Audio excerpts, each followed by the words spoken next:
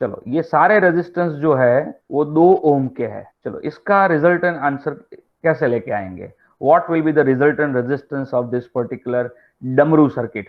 बोलो क्या करना चाहिए गाइस? अब देखो ध्यान से, ये डमी पॉइंट टेक्निक क्या होता है। अब देखो ये जो पॉइंट है ना बीच का, ये इसको डमी पॉइंट कहते हैं। कैसे डमी पॉइंट कहते हैं इसको? तो आप इस पर्टिकुलर पॉइंट से ऊपर और इस पर्टिकुलर पॉइंट से नीचे सर्किट को देखोगे तो आपको क्या लगेगा? सर्किट एकदम सिमेट्रिक है। जब आपको ऐसा कोई सिमेट्री दिखे, तो जैसे इस पॉइंट के आजू बाजू आपको सिमेट्री दिख रहा है, तो ये पॉइंट आपका डमी पॉइंट हो सकता है नहीं, हो सकता है। देखो ध्यान से, तो ये डमी पॉइंट होने के पूरे पूरे चांसेस है। डमी पॉइंट होने के लिए 2 कंडीशन होती है। पहली कंडीशन ये है कि उस पॉइंट के रिस्पेक्ट में सर्किट क्या होनी चाहिए? सिमेट्रिक होनी चाहिए। That is number 1। और सेकंड थिंग, अगर मैं डमी पॉइंट से सर्किट को अगर डिस्कनेक्ट कर दूं, मैं सर्किट को अगर डिस्कनेक्ट कर दूं, यहां से सर्किट को ब्रेक कर दूं सपोज, तो ब्रेक करने से ये ए और बी के बीच का जो कनेक्शन है ना, वो ब्रेक नहीं होना चाहिए। ए और बी के बीच का जो भी कनेक्शन है वो कनेक्शन ब्रेक नहीं होना चाहिए। अगर इस पर्टिकुलर डमी पॉइंट वाले पॉइंट से मैं सर्किट को अगर ब्रेक करता हूं तो क्या लगता है इस पर्टिकुलर पॉइंट पे आपको ये ब्रेक हो जाएगा? देखो मैं डमी पॉइंट से इस सर्किट को ब्रेक कर देता हूं। देखो मैंने सर्किट को ब्रेक कर दिया। सर्किट को ब्रेक करने से देखो ए और बी के बीच का जो कनेक्शन है वो कहीं पे भी ब्रेक नहीं हो रहा है। ये कहीं पे भी ये ब्रेक नहीं हो रहा है। और ब्रेक नहीं हो रहा है इसकी वजह से आई कैन से कि ये जो सर्किट है ना, वो कौन सी सर्किट है भाई? डमी पॉइंट टेक्निक से सॉल्व होने वाली सर्किट है। अब डमी पॉइंट टेक्निक से सॉल्व करना है तो क्या करेंगे? देखो ध्यान से, हम क्या करेंगे, इसको ब्रेक कर देंगे इस पॉइंट से। एक इसको यहां से तोड़ दिया इस सर्किट को, और मैंने इस सर्किट को यहां से तोड़ दिया। मतलब ये पूरा मैंने यहां से क्या कर दिया? सर्किट को तोड़ दिया, डिस्कनेक्ट कर दिया। ऊपर वाला पोर्शन और नीचे वाला पोर्शन क्या हो गया? कंप्लीटली डिस्कनेक्ट हो गया। कंप्लीटली डिस्कनेक्ट हो गया। अब कंप्लीटली डिस्कनेक्ट हो गया तो हमारे पास देखो ए और बी वाला जो सर्किट है ना, वो कुछ ऐसा लगेगा मुझे। ऐसा लगेगा।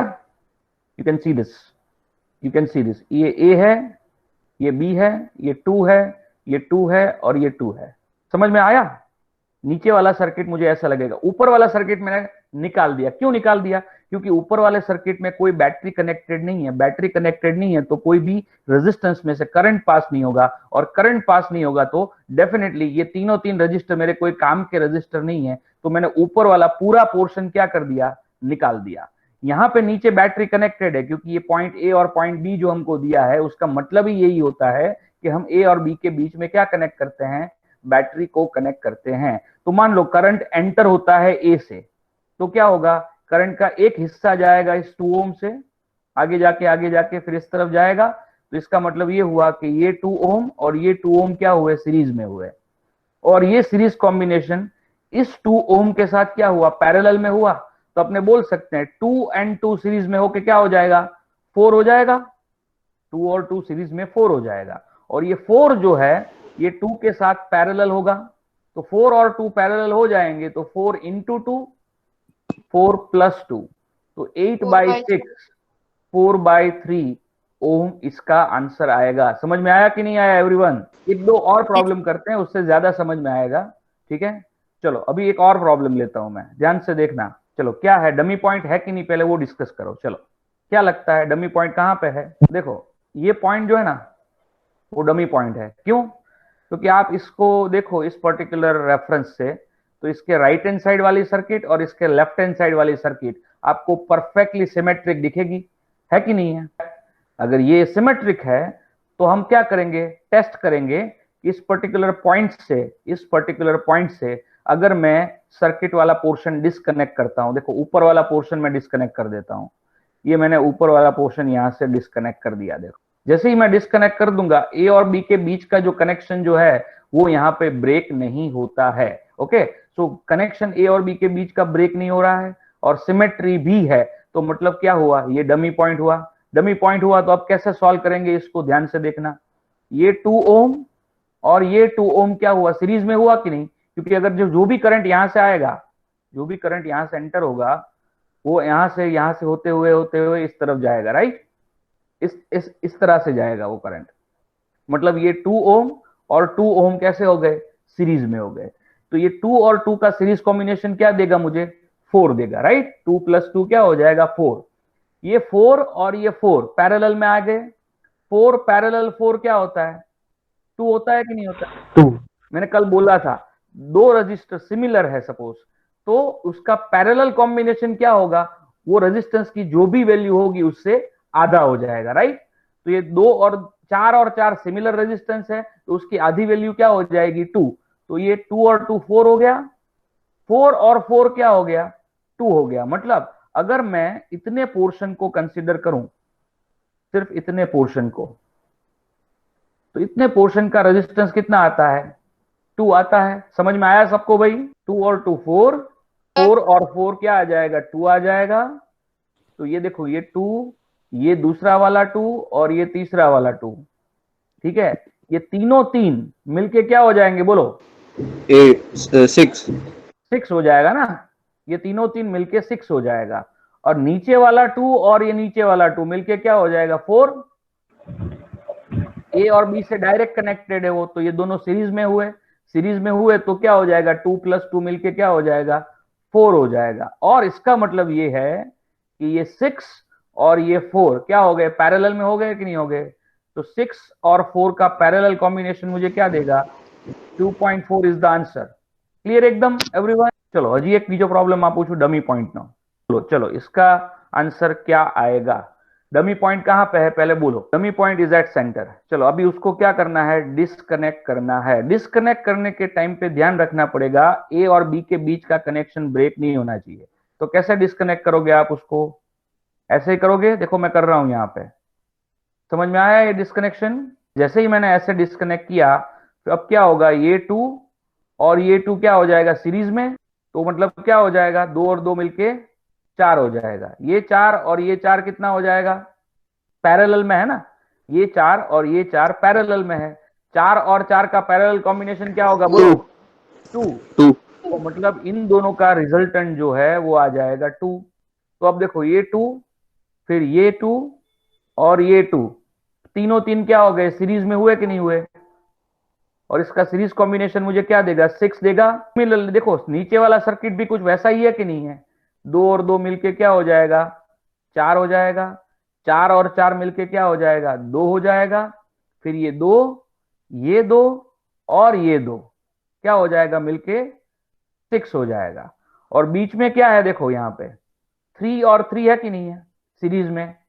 3 और 3 सीरीज में है, तो 3 और 3 का सीरीज कॉम्बिनेशन भी क्या हो जाएगा? 6 हो जाएगा। तो इसका मतलब ये हुआ कि 6, 6 और 6 क्या हुए? पैरेलल में हो गए कि नहीं हो गए?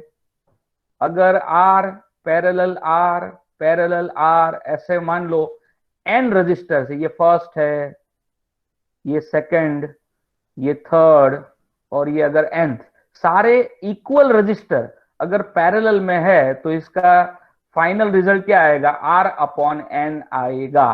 तो यहाँ पे क्या है? R की जगह पे 6 है और टोटल 3 रजिस्टर हमारे पास है, तो इसलिए हमने क्या किया? 6/3 करके 2 ओम लेके आ गए। तो ये जो सर्किट थी, इसका नेट रेजिस्टेंस कितना आएगा? 2 ओम आएगा। समझ में आया? परफेक्ट। चलो फिर ये आप सब लोग अपने आप करोगे। Okay, give a try. कैसे करोगे? ये डमी पॉइंट है, ये डमी पॉइंट है, बराबर। अब क्या करेंगे? इसको डिस्कनेक्ट करेंगे, इसको डिस्कनेक्ट करेंगे, यहां से डिस्कनेक्ट करेंगे, यहां से डिस्कनेक्ट करेंगे। तो देखो ये 2, फिर ये 2, ये 2, ये 2 और ये 2 और ये 2 सारे क्या आ जाएंगे? सीरीज में आ जाएंगे कि नहीं आ जाएंगे? तो फिर 2, फिर ये 2, फिर ये 2, फिर ये 2 और ये 2, ये सारे 2 भी क्या हो जाएंगे? सीरीज में आ जाएंगे। तो कितने हैं टूल्स देख, तो 1 2 3 4 5 और 6, 6 मल्टीप्लाइड बाई 2 यानी 12 ओम ऊपर आएगा। और सिमिलरली नीचे भी क्या आएगा? 12 ओम आएगा। तो 12 और 12 का parallel combination 12 parallel 12 is equal to 12/2 is equal to 6 ohm is going to be the answer. समझ में आया कि नहीं? एकदम।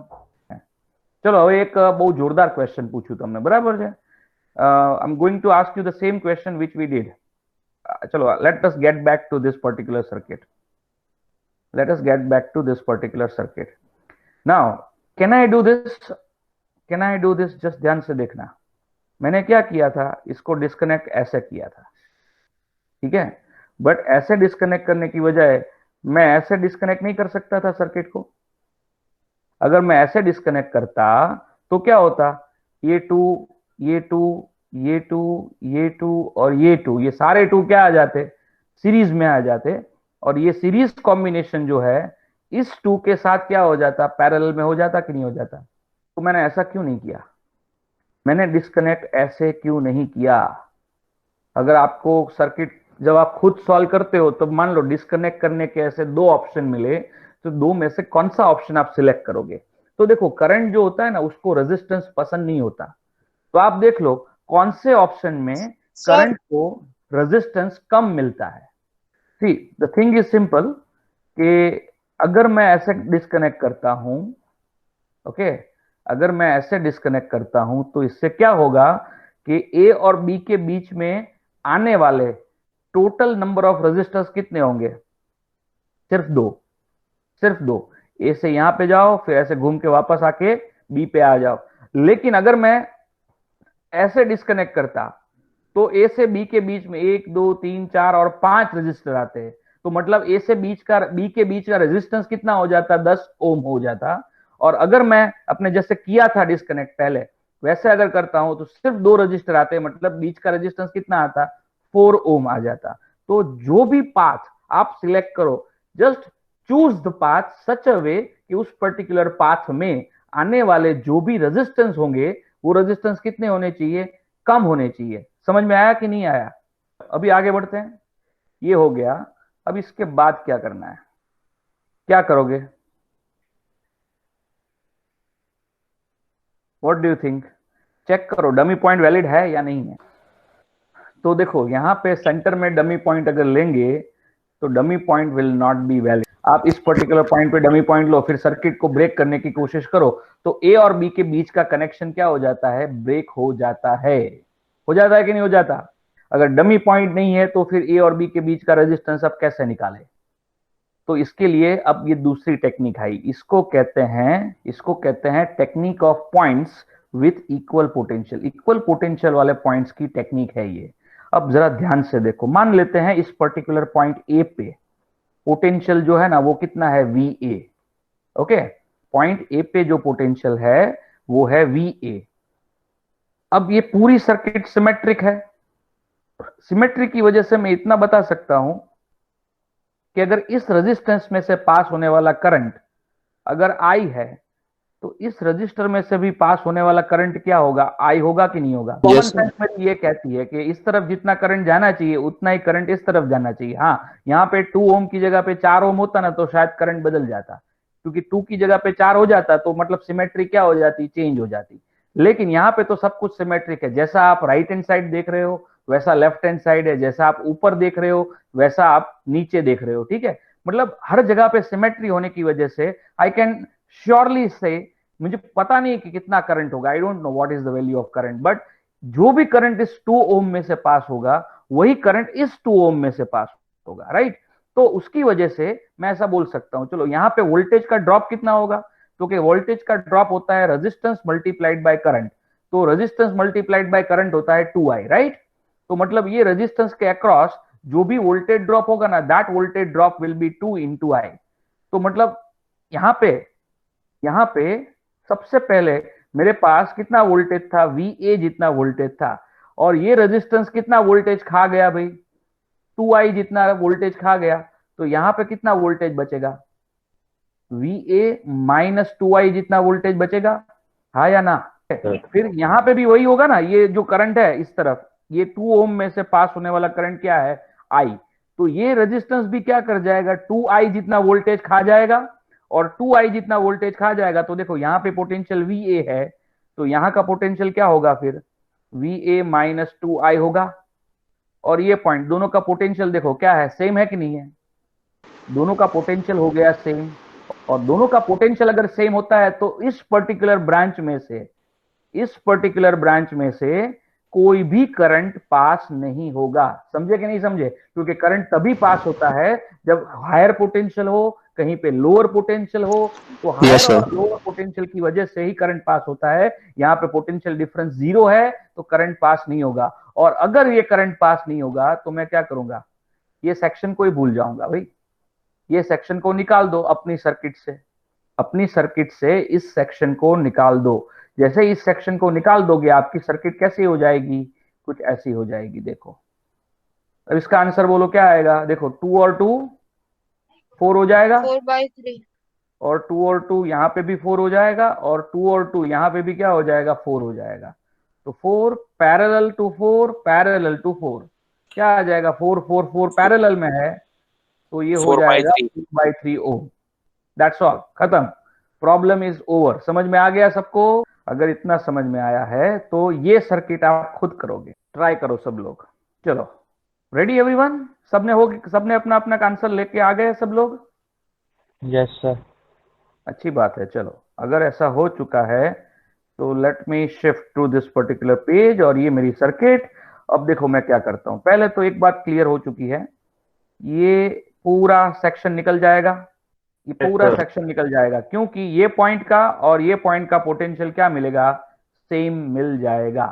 तो अब देखो ये 2 और 2 क्या हो गया 4, ये 2 और 2 क्या हो गया 4, ये 2 और 2 क्या हो गया 4, ये 2 और 2 क्या हो गया 4, और बीच वाले 2 और 2 भी क्या हो गए 4 हो गए। ठीक है, तो अब ये सर्किट कैसे ड्रॉ कर सकते हैं, देखो ध्यान से, ये है ए से लेके बी तक पहले जाते हैं, तो ए से लेके बी तक जाओगे तो ये पहले रास्ते में कौन सा रजिस्टर आएगा, 2 ओम आएगा, तो ये है 2 ओम। फिर बीच में 2 और 2 मिलके क्या हो गया 4 हो चुका है। फिर लास्ट में क्या आएगा 2 आएगा, और हम बी तक पहुंच गए। ठीक है, ये एक ब्रांच बन गई आपकी। फिर ये ब्रांच में देखो 4 है, तो इस ब्रांच में क्या है 4 है। ठीक है, फिर यहां पे लेफ्ट साइड देखो, ये भी 2 और 2 मिलके क्या हो रहा है 4 हो रहा है, तो ये भी 2 और 2 मिलके क्या हो जाएगा 4 हो जाएगा। फिर ऊपर ए से लेके बी तक इस तरफ जाते हैं, इस तरफ पूरा ए से बी जाओ तो क्या मिलेगा 2 और 2 फिर से 4 मिलेगा। तो यहाँ पे you can just have a look on that कि यहाँ पे भी 2 and 2 क्या मिलेगा 4 मिलेगा। फिर यहाँ पे ए और बी के बीच में क्या मिलेगा 4 मिलेगा कि नहीं मिलेगा।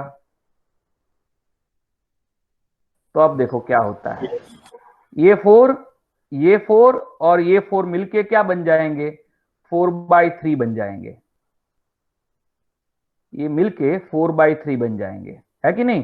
4 यहाँ पे 4 था, यहाँ पे भी बीच में भी 4 था, और यहाँ पे भी 4 था, तो 4 पैरेलल टू 4 पैरेलल टू 4, तो क्या हो जाएगा 4/3। तो यहाँ पे ये बीच वाला रजिस्टर जो है वो हो जाएगा 4/3। तो चलो अब ये 4/3, ये 2 और ये 2 क्या है सीरीज में है, तो 4/3 +2 +2 यानी 4/3 +4, तो ये 16/3 हो जाएगा। मतलब ये सारे रजिस्टर को यहां से निकाल दो, और निकाल के आप एक सिंगल रजिस्टर आप यहां पे रख सकते हो। कौन सा रजिस्टर रख सकते हो भाई, ये रजिस्टर जो भी रखोगे दैट विल बी 16/3। अब 16/3 4 और 4 क्या हो गए पैरेलल हो गए, तो 16/3 पैरेलल टू 4 पैरेलल टू 4, इसका रिजल्ट क्या आएगा। तो अपने पैरेलल कॉम्बिनेशन का फॉर्मूला है 1/r is equal to 1/r1 plus 1/r2 plus 1/r3, right. तो इस फॉर्मूला को यूज करते हैं। चलो पहला रेजिस्टेंस कौन सा है 16/3, तो 1/r1 क्या होगा 16/3 कुछ ऐसा हो जाएगा, r2 है 4 तो ये 1/4, r3 भी क्या है 4 तो ये 1/4, तो 3/16 1/4 प्लस 1/4 क्या हो जाएगा 1/2 हो जाएगा, है कि नहीं। अच्छा इसको ऐसे नहीं करते, चलो इसको डायरेक्टली मैं एलसीएम ले लेता हूं यहां से, 16 इज द एलसीएम, तो 3 + 4 + 4, so 11/16, 1/r is equal to 11/16, तो r का वैल्यू क्या आएगा 16/11 ओम आएगा। ये हो गया इसका आंसर। चलो आगे बढ़ते हैं। अब क्या करेंगे, देखो बहुत सारा रेजिस्टेंस ले लिया, अब कैपेसिटर लेते हैं। चलो इसका नेट रेजिस्टेंस कितना मिलेगा, net capacitance, sorry net resistance नहीं बट नेट कैपेसिटेंस कितना मिलेगा। तो देखो ध्यान से, इसकी टेक्निक को क्या नाम देते हैं अपने, इस टेक्निक को नाम देते हैं नंबरिंग टेक्निक। अब नंबरिंग टेक्निक क्या होती है, ध्यान से देखो। कैपेसिटर की इस प्लेट को मैं नंबर 1 देता हूं और इस प्लेट को नंबर 2, ठीक है। अब देखो ध्यान से, ये प्लेट नंबर 1 के साथ डायरेक्टली जितनी जितनी भी प्लेट कनेक्टेड है वो सारी प्लेट को अपने क्या देंगे, सेम नंबर देंगे 1। देखो 1 थ्री के सी साथ ये 2 प्लेट कनेक्टेड है डायरेक्टली, दिख रहा है वो डायरेक्टली कनेक्टेड है। कौन से वायर से, देखो ये वायर से, ये वायर से डायरेक्टली कनेक्टेड है, ठीक है ना। तो इसको हम क्या देंगे, सेम नंबर देंगे। सेम नंबर 1 दे दिया, 1 को यहां पे 1 दे दिया, यहां पे 1 दे दिया। और कोई अभी डायरेक्टली कनेक्टेड नहीं है, अभी 2 की बारी है। देखो 2 के साथ ये प्लेट डायरेक्टली कनेक्टेड है तो इसको 2 नाम दिया। फिर ये वायर के थ्रू, नीचे वाले वायर के थ्रू क्या होगा, ये प्लेट भी उसके साथ डायरेक्टली कनेक्टेड है। समझ में आया कैसे नंबर दिए मैंने? Yes sir. Yes sir. बस डायरेक्टली कनेक्टेड जो प्लेट्स होती है ना उसको सेम नंबर दे दो, that is what we need to do. अगर रेजिस्टेंस होता तो क्या करते, देखो ध्यान से, अगर रेजिस्टेंस होता तो भी हम ऐसा कर सकते थे। देखो ये 2 रजिस्टर, ये तीसरा रजिस्टर, ये सेम सर्किट बनाता हूं मैं रजिस्टर के लिए भी। तो रजिस्टर में क्या होता है, रजिस्टर के आजू बाजू के पॉइंट को देखते हैं अपने। जैसे ये रजिस्टर का आजू बाजू का पॉइंट यानी ये 2 पॉइंट, इस रजिस्टर का आजू बाजू का पॉइंट यानी ये 2 पॉइंट, फिर ये रजिस्टर का आजू बाजू का पॉइंट यानी ये 2 पॉइंट। समझे? तो इसको नंबर 1 देता तो डायरेक्टली कनेक्टेड है तो ये 1 और ये भी 1 हो जाता, और ये 2 है, ये 2 है, तो डायरेक्टली कनेक्टेड होने की वजह से ये भी 2 हो जाता। समझ में आया कि नहीं आया नंबरिंग कैसे करते हैं? तो अब क्या करना है, देखो यहां पे एक रूल है, ठीक है, लॉजिकल लगे या इलॉजिकल लगे, रूल बिलीव करके चलना है। We are learning techniques, we are not learning physics right now, okay. हम सिर्फ टेक्निक सीख रहे हैं। देखो 1 2 2 1 और 1 2, मतलब ये जो पैर मिली ना सारी आपके नंबर की पैर, यहाँ पे 1 2 की पैर है, यहाँ पे भी 1 2 है और यहाँ पे भी 1 2 है, आगे पीछे चलेगा। 1 2 2 1 वो दोनों एक ही होता है, अलग अलग नहीं होता। तो आपको यहाँ पे सेम नंबर की 3 पैर मिलती है, सेम नंबर की आपको क्या मिलती है, you get 3 pairs of same I can say digits. तो मतलब जितने भी कैपेसिटर ऐसे हैं या जितने भी रजिस्टर ऐसे हो जिसमें नंबर्स क्या हो, सेम हो, ठीक है, ऐसे सारे कैपेसिटर्स को आप क्या करोगे, पैरेलल में कंसीडर करोगे। You have to consider them is in parallel. या फिर आप उसको दूसरा तरीका देखो, ध्यान से मैं दूसरा तरीका बताता हूं। ये कैपेसिटर जो है वो 1 और 2 से बनता है, तो मैंने यहां 1 ले लिया, यहां पे 2 ले लिया। आप जानते हो 1 के साथ कौन सा पॉइंट कनेक्टेड है, ए कनेक्टेड है, ठीक है। और 2 के साथ कौन सा पॉइंट कनेक्टेड है, यू कैन सी दैट कि बी कनेक्टेड है, यहां से दिख रहा है 2 के साथ बी कनेक्टेड है, ए के साथ 1 कनेक्टेड है, ओके। तो अभी देखो ध्यान से यहां पे, अब दूसरा कैपेसिटर लेना है। दूसरा कैपेसिटर कौन सा है, 2 1 वाला है, तो 2 में से एक प्लेट लेंगे अपने, और एक प्लेट कहां से लेंगे, 1 में से लेंगे। और अब तीसरा कैपेसिटर देखो, उसमें भी 1 2 आता है, तो तीसरा एक कैपेसिटर लिया, उसकी प्लेट भी 1 2 है, तो 1 को कहां पे कनेक्ट करो, 1 के साथ कनेक्ट कर दो, और 2 को 2 के साथ कनेक्ट कर दो। एंड यू कैन सी, देखो ये तीनों 3 कैपेसिटर क्या हो गए, पैरेलल में हो गए कि नहीं हो गए। तो ये तीनों 3 कैपेसिटर का पैरेलल कॉम्बिनेशन क्या होगा, 3C, है कि नहीं। देखो कैपेसिटर में 1 upon C is equal to 1 upon C1 plus 1 upon C2, और C is equal to C1 plus C2। Resistance में क्या होगा, R is equal to R1 plus R2, और ये 1 upon R is equal to 1 upon R1 plus 1 upon R2। ये जो formulas है वो सीरीज कॉम्बिनेशन के हैं, और ये जो फॉर्मूलाज जो है वो है पैरेलल कॉम्बिनेशन के, है कि नहीं। तो पैरेलल कॉम्बिनेशन में जब कैपेसिटर होता है तो C1 प्लस C2 करना होता है। अगर तीसरा कैपेसिटर है तो C1 प्लस C2 प्लस क्या करेंगे, C3 करेंगे। तो ये C और ये C तीनों 3 कैपेसिटर क्या हो जाएंगे, पैरेलल में आ जाएंगे। तो यहां पे ये नेट वैल्यू आ जाएगी 3C। समझ में आ गया भाई सबको यहाँ पे? चलो फिर अगर नंबरिंग टेक्निक दिमाग में बैठ चुकी है तो जस्ट इसको ट्राई करते हैं।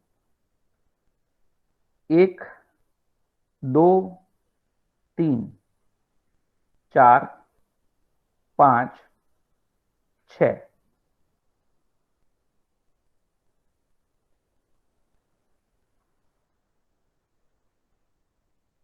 चलो ये है ए और ये है बी, और ये सारे कैपेसिटर कैसे हैं, सी जितनी कैपेसिटेंस वाले ये सारे कैपेसिटर है।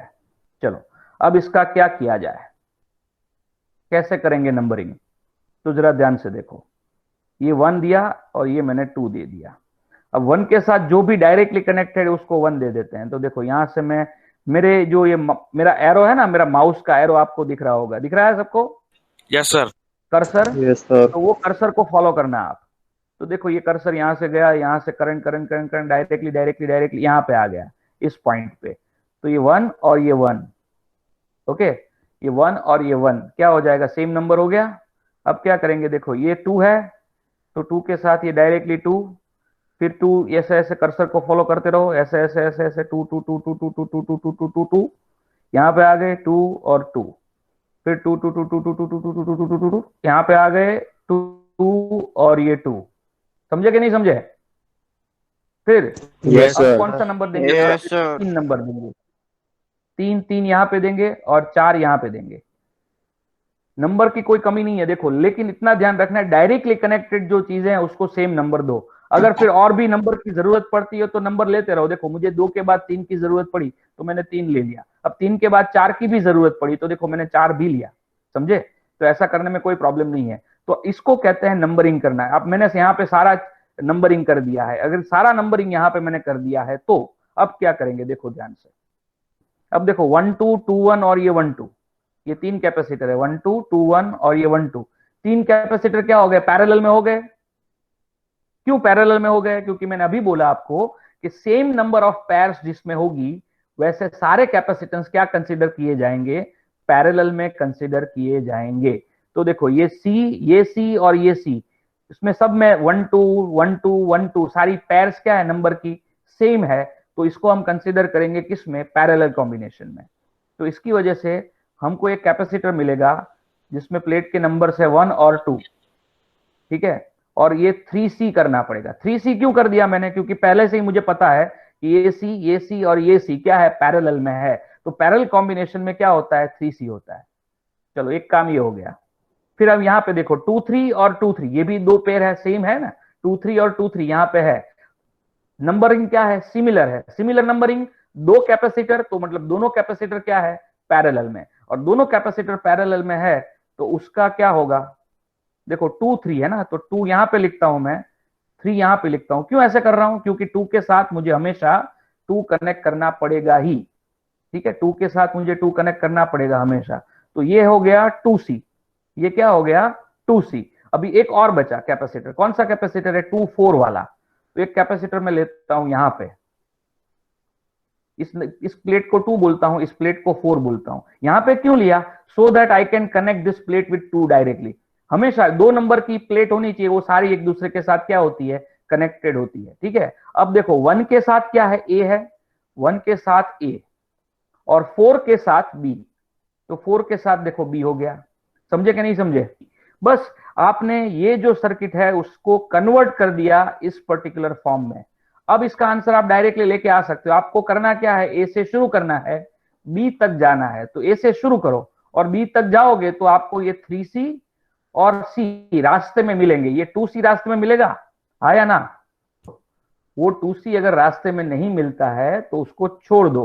अपने तो क्या है, ए से बी तक जाना है, और उस तक जाते जाते रास्ते में जितने भी कैपेसिटर या जो रजिस्टर हो तो रजिस्टर आएंगे, उसको हम क्या करेंगे, काउंट करेंगे। तो हम यहाँ पे बोलेंगे कि 3C सीरीज में है किसके साथ, सी के साथ, और इसकी वजह से नेट कैपेसिटेंस कितना मिलेगा, तो कि 3C इंटू सी अपॉन 3C प्लस सी, ठीक है। तो ये हो जाएगा 3C का स्क्वायर और नीचे आ जाएगा 4C, और फाइनल आंसर आएगा 3C बाय 4। Yes, आप sir. देखो यहाँ पे ये जो है ना कैपेसिटर 2C वाला, ये कैपेसिटर का चार्जिंग ही नहीं होगा, ये कैपेसिटर में चार्ज स्टोर ही नहीं होगा। ये इसको कहते हैं numbering technique. The next technique is basically, next technique इसको क्या कहेंगे, विस्टन ब्रिज टेक्निक बोलेंगे। विस्टन ब्रिज टेक्निक क्या है, देखो ये एक रजिस्टर, ये एक रजिस्टर, ये एक रजिस्टर, ये एक रजिस्टर,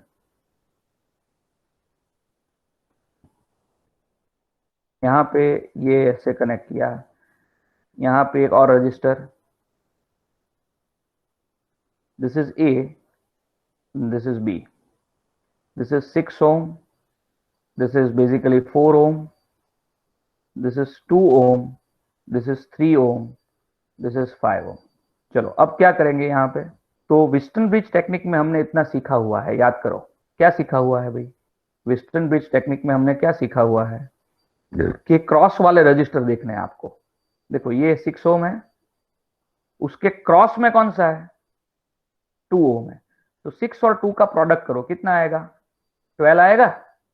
सिमिलरली यहां पे क्रॉस में देखो 4 है, यहां पे 3 है, तो इसका क्रॉस में प्रोडक्ट करो तो क्या आएगा, 12 आएगा। अगर क्रॉस में आने वाले प्रोडक्ट्स सेम होते हैं तो क्या करोगे, तो आप ये बीच वाला जो भी आपको यहां पे दिया है ना, जस्ट इग्नोर इट, क्योंकि आप जानते हो व्हिस्टन ब्रिज में बीच में क्या कनेक्ट होता था, गैल्वेनोमीटर कनेक्ट होता था, याद है, और गैल्वेनोमीटर में से पास होने वाला It current shows zero deflection. Zero deflection दिखाता था, मतलब क्लियरली दिखाता है कि ये गैल्वेनोमीटर में से कोई करंट पास नहीं होगा। मैंने गैल्वेनोमीटर की जगह पे यहाँ पे क्या कनेक्ट कर दिया है, 5 ओम का रेजिस्टेंस कनेक्ट कर दिया है, तो 5 ओम के रेजिस्टेंस में से भी कोई करंट पास नहीं होगा। तो इसमें से अगर कोई करंट पास नहीं होगा तो मैं क्या करूंगा, इस 5 ओम को इग्नोर कर दूंगा। 5 ओम को इग्नोर करने के बाद ये हमारी सर्किट कुछ ऐसी हो जाएगी, ये 6 हो जाएगा, ये 4 हो जाएगा, ये 3 हो जाएगा और ये 2 हो जाएगा, ये 6, ये 4, ये 3, ये 2, और ये है A और ये है B। तो क्या करेंगे अभी, देखो 6 और 4 क्या हो जाएंगे सीरीज में, आया ना, Yes, sir. Yes, sir. 3 और 2 क्या हो जाएंगे, सीरीज में हो जाएंगे, आया ना। तो देखो यहां पे ऐसा करने से 6 और 4 सीरीज में आ जाएंगे, तो 6 और 4 का सीरीज कॉम्बिनेशन आएगा कितना, 10। फिर 3 और 2 का सीरीज कॉम्बिनेशन क्या होगा, 5, और ये 10 और ये 5 एक दूसरे के साथ क्या हो जाएंगे, पैरेलल में आ जाएंगे। तो 10 और 5 का पैरेलल कॉम्बिनेशन क्या होगा, ढूंढते हैं, चलो 1/r, यहां पे लिखता हूं मैं, 1/r is equal to 1/r1 plus 1/r2, ये अपना फॉर्मूला है।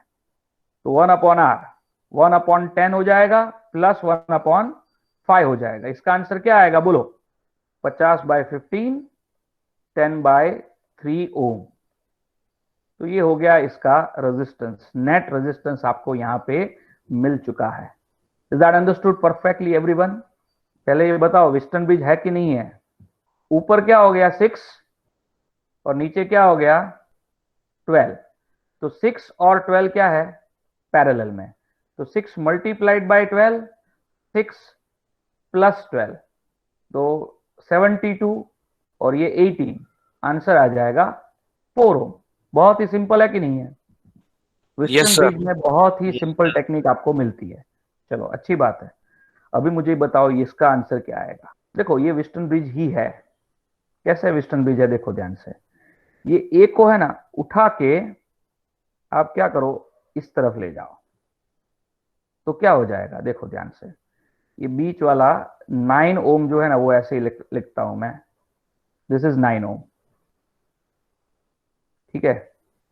फिर यहां पे ये जो है that is going to be 10 ohm, ये जो है वो है कितना, 5 ओम। ध्यान से देखना, अब बी को उठा के मैं इस तरफ लेके आ गया, लेके आ सकता हूं ऐसे, ऐसे बी को मैं ऐसे रखूं, देखो, या फिर इस तरफ रखूं, क्या फर्क पड़ेगा, उठा के ऐसे उठा के पीछे ले लिया, जैसे अपने वो रिक्शा वाला कैसा हैंडल खींचते हैं ना रिक्शा चालू करने के लिए, वैसे ही बी को आप हैंडल मान लो, हैंडल मान के उसको ऊपर की तरफ खींचो और क्या करो, इस तरफ लेके आओ। पहले इस तरफ था, अब आप उसको इस तरफ लेके आओ।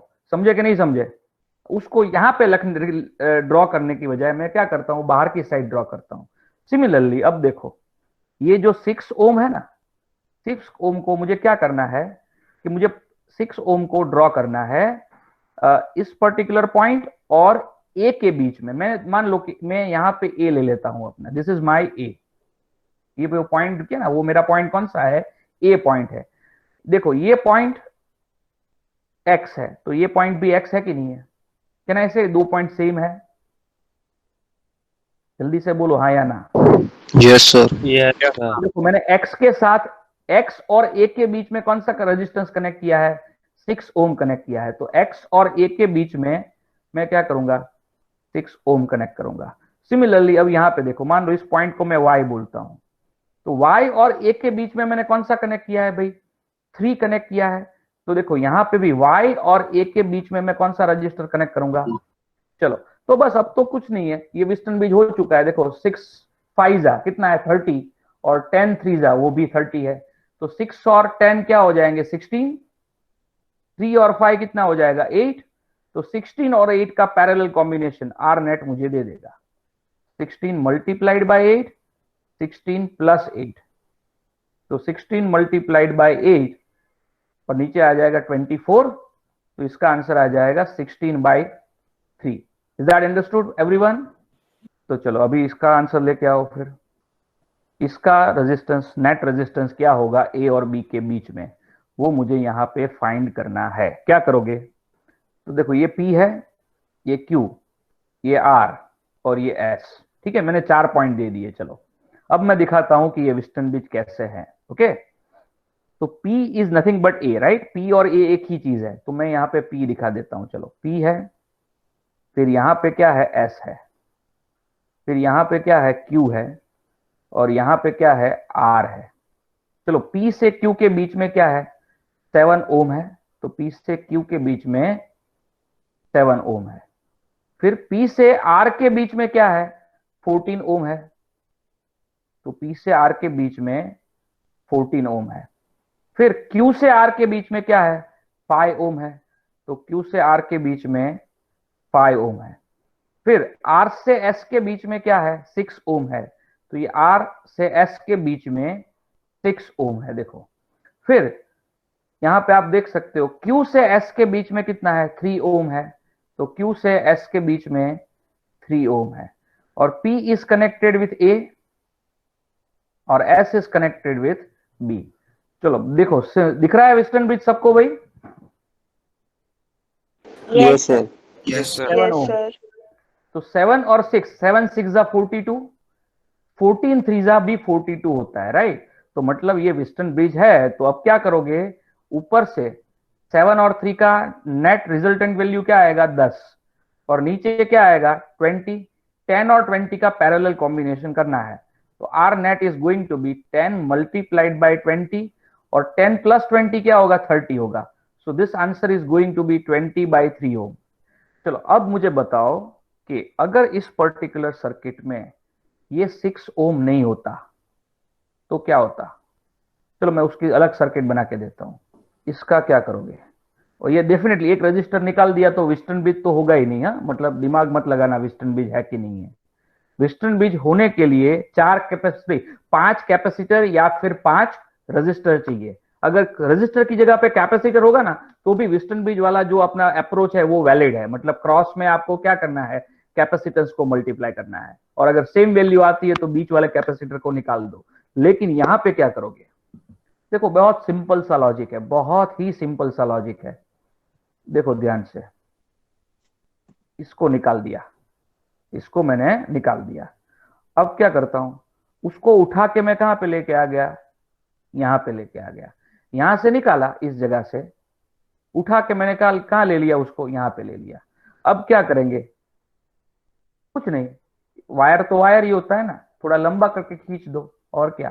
तो वायर को मैंने यहां से कनेक्ट कर दिया, और ऐसे कनेक्ट करने से मुझे दिख रहा है देखो क्लियरली, ये 4 ओम और ये 4 ओम क्या हो गए, पैरेलल में हो गए। तो 4 और 4 कितना हो जाएगा, नेट को नेट 4 पैरेलल 4 क्या आएगा 2, और ये 2 जो है वो इस 2 के साथ क्या हो जाएगा, सीरीज में हो जाएगा 4. तो ये 2 और 2 क्या हो जाएगा 4 हो जाएगा, और ये 4 और ये 4 पैरेलल में आएगा। फिर से क्या आएगा फाइनल आंसर 2 आ जाएगा। दैट्स ऑल, खत्म। ना तो मैंने कोई टेक्निक यूज की, सिर्फ क्या किया, वायर को अलग तरीके से कनेक्ट किया। तो इसको कहते हैं मेथड ऑफ रीअरेंजमेंट। अब आप मुझे ये मत पूछना कि सर हमको कैसे पता चलेगा कि ऐसा करना है। तो बस ये हमको कुछ पता होता ही नहीं है। मेरे सामने अगर सर्किट आएगी तो मैं भी क्या करूंगा, मैं भी ट्रायल एंड एरर करूंगा कि चलो ऐसा करके देखते हैं, वैसा करके देखते हैं।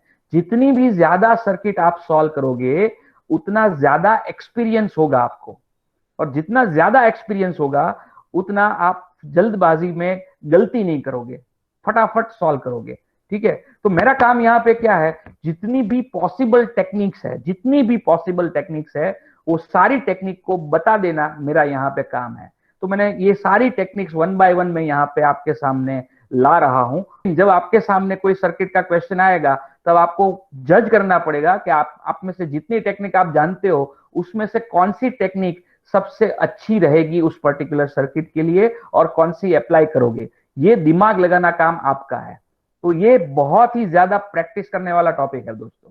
तो ये पर्टिकुलर टॉपिक यहां तक समझ में आ गया, मेथड ऑफ रीअरेंजमेंट कैसा होता है। देखो इसका मैं ज्यादा एग्जांपल नहीं दे सकता, ज्यादा एग्जांपल मतलब आपको अलग अलग टाइप से सर्किट मिलेगी, अलग अलग टाइप से सर्किट मिलेगी, तो आपको सोचना है कि आपने जो सीखा है वैसे फॉर्मेट में ये जो सर्किट दी है उसको कन्वर्ट करने के लिए मैं कोई रीअरेंजमेंट कर सकता हूं कि नहीं कर सकता हूं। अगर हम ऐसा कोई रीअरेंजमेंट कर सकते हैं तो डेफिनेटली हम करेंगे और सर्किट को सॉल्व करेंगे। यहां तक क्लियर हुआ? लास्ट सर्किट देता हूं मैं, क्या करोगे यहां पे ए और बी के बीच का नेट रेजिस्टेंस आपको फाइंड करना है। चलो मैं आंसर बोल देता हूं, आप लोग बहुत होशियार हो, आंसर पता हो ना तो आप आंसर ला सकते हो। इसका आंसर आएगा 1 ओम। और मैंने ऐसे ही आंसर दे दिया है, मतलब मैंने रट्टा नहीं मारा, मैंने सॉल्व किया है। मैं देखते ही सॉल्व कर सकता हूं, इसमें मुझे पेन को कागज पे रखने की भी जरूरत नहीं पड़ेगी। मतलब you can understand how small calculation would be. Equi potential से इजीली हो सकता है, मतलब पोटेंशियल इक्वल कर देते हैं। देखो मैं इस पर्टिकुलर पॉइंट जो है ए का पोटेंशियल क्या करता हूं, ए का पोटेंशियल है वी ए। ठीक है, फिर क्या है देखो ध्यान से कि इस तरफ जो करंट जाएगा वही करंट इस तरफ जाएगा, क्योंकि ये 2 और 2 सेम रजिस्टर है। ठीक है, फिर यहां से करंट से अगर मान लो करंट को बी पे जाना है तो ये 2 और रास्ते में दूसरा 2 आएगा। तो ए से बी तक के पाथ पे, ए से बी तक अगर कोई पाथ है तो उस पाथ पे कितना रेजिस्टेंस आता है, 2 और 2 मतलब 4 ओम। फिर अगर करंट को इस पाथ से बी तक जाना है तो भी रास्ते में कितने रेजिस्टेंस आते हैं, सिर्फ 2 रेजिस्टेंस आते हैं, 2 और 2 ओम। मतलब यहां पे भी 4 ओम होगा और यहां पे भी 4 ओम होगा। तो ये थोड़ा स्ट्रक्चर देख के मुझे ऐसा लगता है कि इस पर्टिकुलर ब्रांच में, जैसे मैंने यहां पे बोला, ये करंट आई और यहां पे करंट आई, ये दोनों करंट क्या होंगे, सेम होंगे। मान लो 2 करंट सेम हो जाएंगे तो यहां पे वोल्टेज ड्रॉप कितना होगा, 2i जितना होगा। तो यहां पे पोटेंशियल अगर VA है तो इस पॉइंट का पोटेंशियल क्या हो जाएगा, VA माइनस 2i। और यहां पे भी क्या हो जाएगा, VA माइनस 2i हो जाएगा। तो मतलब देखो ये पॉइंट और ये पॉइंट का पोटेंशियल सेम है, तो हम क्या कर सकते हैं, ये बीच वाला जो 2 ओम वाला रजिस्टर है उसको हम क्या कर सकते हैं, निकाल दें। ये निकाल दिया, समझे। तो देखो ये 2 ओम और ये 2 ओम क्या हो जाएंगे, सीरीज में आ जाएंगे, तो मतलब 4 आ गया। ये 2 ओम और ये 2 ओम सीरीज में आ जाएंगे तो क्या आ जाएगा, 4 आ जाएगा। तो 2 और 2 4 है, बीच वाला भी 2 और 2 क्या है, 4 है, और लास्ट वाला 2 जो है वो 2 ऐसे ही रखा है मैंने यहाँ पे। तो 4 4 और 2 क्या हो गए, पैरेलल कॉम्बिनेशन में आ गए। 4 और 4 का पैरेलल कॉम्बिनेशन क्या होगा, 2। तो 2 पैरेलल टू 2 हो जाएगा और 2 पैरेलल टू 2 क्या आएगा, 1 आ जाएगा। रेजिस्टेंस की ये जो सर्किट है ना उसका नेट रेजिस्टेंस निकालना है। कैसे निकालेंगे इसका net resistance, see what I am doing is, ये जो है ना ये पॉइंट, इस पॉइंट को मैं बोलता हूं P, इस पॉइंट को मैं बोलता हूं Q। ठीक है, आप ऐसे ही मान लो कि सर्किट P और Q से चालू होती है तो भी P और Q से वो इनफाइनाइट जाएगी और A और B से भी वो इनफाइनाइट ही जा रही है, राइट। तो इसका मतलब है A और B से इनफाइनाइट तक की सर्किट का आंसर अगर R है तो P और Q से इनफाइनाइट की सर्किट तक का आंसर भी क्या होगा, R ही होगा कि नहीं होगा। ये कंसेप्ट है, A B से इनफाइनाइट तक आंसर R, तो P और Q से इनफाइनाइट तक का आंसर भी क्या होगा, R ही होगा। तो मैं यहाँ पे क्या करता हूं, देखो ये A है, ये B है, यहाँ पे मैंने जैसा था वैसा कर दिया, जैसे था वैसे मैंने यहाँ पे ड्रॉ कर दिया। ये R है, ये R है, ये R है, बस इस पर्टिकुलर पॉइंट पे क्या है, P एंड Q है। ठीक है, तो देखो A और B से इनफाइनाइट तक की सर्किट का मान लेता हूं मैं कि पूरी सर्किट का आंसर कितना है, R है। अपना नेट रेजिस्टेंस जो है A और B के बीच में वो R है। तो P और Q से इनफाइनाइट तक की जो सर्किट है उसका नेट रेजिस्टेंस भी क्या होगा, R होगा। तो P और Q के बीच में नेट रेजिस्टेंस क्या होगा, कैपिटल R हो जाएगा। P और Q के बीच में भी नेट रेजिस्टेंस कैपिटल R हो जाएगा। और अभी हम यहाँ पे क्या लिखेंगे जरा ध्यान से देखना। let net resistance between points A and B is what? R. Okay, as circuit goes to infinity from points P and Q, we can say that net resistance between P and Q is also R. देखो मैं यहाँ पे ये इसलिए लिख रहा हूँ कि जब भी आपको ये पीडीएफ मिले और इस पीडीएफ में आप देखो तो आप देख के पढ़ के समझ सको। अगर आज तो याद रह जाएगा, ये आज से 4-5 महीने के बाद ये कंसेप्ट आपके दिमाग में होगा कि नहीं होगा वो आपको देखना है, इसलिए मैंने यहाँ पे ये लिखा हुआ है। तो ये इतना तो समझ में आ गया मुझे। ए बी से infinite resistance R, P Q से इनफाइनाइट तो भी रेजिस्टेंस आर, इसलिए मैंने क्या कर दिया, पी और क्यू के बीच में नेट रेजिस्टेंस आर लगा दिया। तो मैंने ये ऊपर वाली सर्किट को क्या कर दिया, इस नीचे वाली सर्किट में कन्वर्ट कर दिया। अब क्या करेंगे, now net resistance between A and B क्या होगा, net resistance between A and B क्या होगा। तो देखो चलो, ये स्मॉल आर और ये कैपिटल आर पैरेलल में है, ठीक है, ये स्मॉल आर और ये capital Yes, R sir. Parallel में है, और इस पैरेलल कॉम्बिनेशन का जो रिजल्टेंट आएगा उससे हमारी कैसी सर्किट बनेगी वो सर्किट बनाते हैं। देखो ये ऊपर वाला आर जो ए के साथ कनेक्टेड है, ये नीचे वाला आर जो बी के साथ कनेक्टेड है, और ये स्मॉल आर और कैपिटल आर का पैरेलल कॉम्बिनेशन जो भी होगा वो पैरेलल कॉम्बिनेशन ये रेजिस्टेंस है, समझे, वो पैरेलल कॉम्बिनेशन जो है वो ये रेजिस्टेंस है। और स्मॉल आर और कैपिटल आर का पैरेलल कॉम्बिनेशन क्या होगा, small R into capital R upon small R plus capital R. याद है ना ये फॉर्मूला, अगर पैरेलल कॉम्बिनेशन होता है दो रेजिस्टेंस का तो नेट रेजिस्टेंस का फॉर्मूला होता है R1 R2 upon R1 plus R2। बस इसी फॉर्मूला के हिसाब से मैंने R1 की जगह पे स्मॉल आर लिया, R2 की जगह पे कैपिटल आर लिया और फॉर्मूला यहाँ पे लिख दिया। तो इसका मतलब है कि देखो मैंने क्या किया, ये अपनी इनफाइनाइट वाली जो सर्किट थी उस सर्किट को पहले इसमें कन्वर्ट किया, अब ये दूसरी वाली सर्किट को भी मैंने क्या कर दिया, इस सर्किट में कन्वर्ट कर दिया। और इस सर्किट में कन्वर्ट करने से मुझे क्या पता चलता है, मुझे ये पता चलता है कि ये स्मॉल आर कैपिटल आर का पैरेलल कॉम्बिनेशन और ये नीचे वाला स्मॉल आर, ये वन, ये वाला रेजिस्टेंस, ये वाला रेजिस्टेंस और ये वाला रेजिस्टेंस, वो तीनों तीन रेजिस्टेंस क्या है, सीरीज में है। तो हम क्या बोल सकते हैं कि the net resistance between A and B, R A B जिसको अपने कहते हैं, वो क्या होगा, it's a series combination of small R then small R into capital R upon small R plus capital R plus small R. सही है कि नहीं, ये 2R, R R upon R plus R. और आर ए और B के बीच में net resistance कितना है, ए और बी के बीच में नेट रेजिस्टेंस तो कैपिटल आर है ही, जो ऑलरेडी हमने पहले से ही डिफाइन किया हुआ है। तो इसलिए आर ए बी को अपने क्या लिख सकते हैं, कैपिटल आर लिख सकते हैं।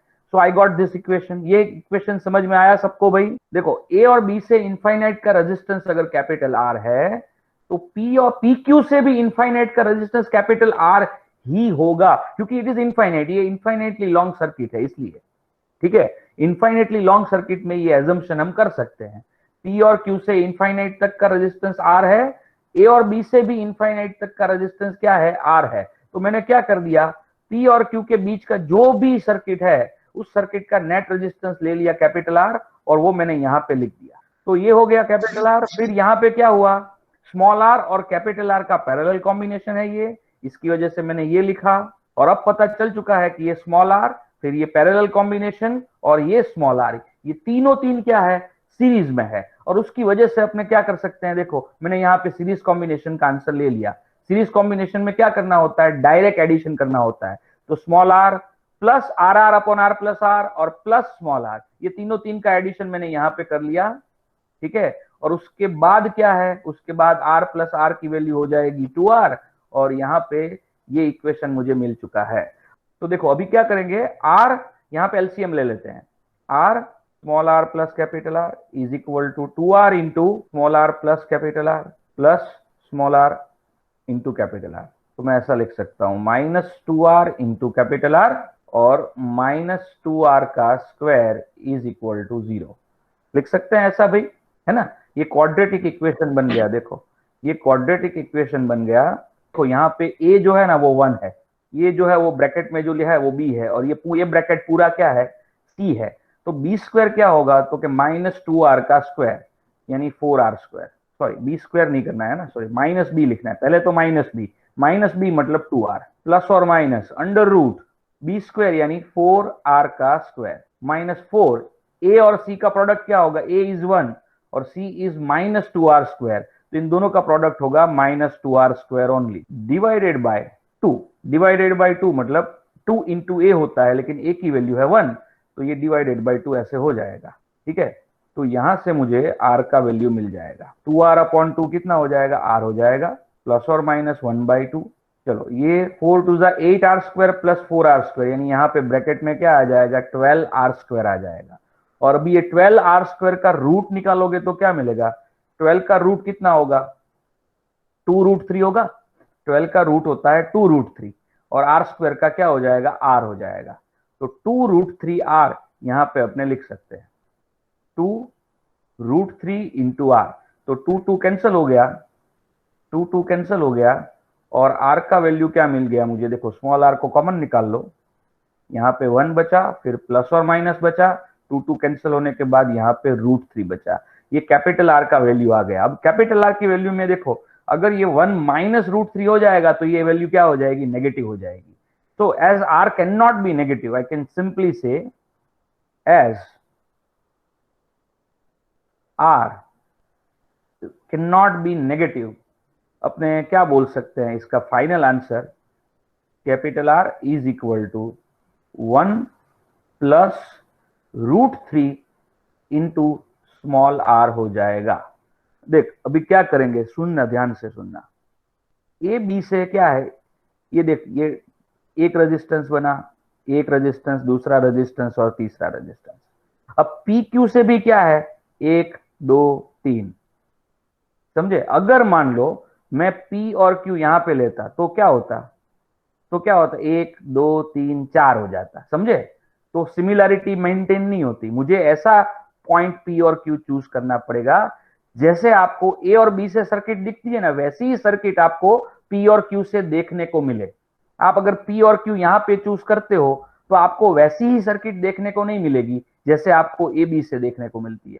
ऐसा ऐसा एक क्वेश्चन मैं अभी आपको देता हूं, and you all have to try, okay. इस बार मैं कैपेसिटेंस लेता हूं, क्या करोगे, मैं खुद ट्राई करता हूं। देखो ए और बी से पूरी सर्किट जो है उसका नेट रजिस्टर, नेट कैपेसिटेंस क्या लोगे, सी लोगे, राइट। तो सबसे पहले तो यहां पे क्या लिखोगे कि let capacitance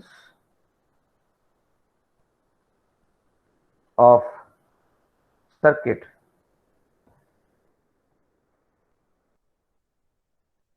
between A and B is, A और बी के बीच में जो कैपेसिटेंस है वो क्या होगा, is C. Suppose C dash कर देते हैं, ए और बी के बीच का कैपेसिटेंस जो है उसको क्या कहते हैं, सी डैश कह सकते हैं। So for this infinite circuit,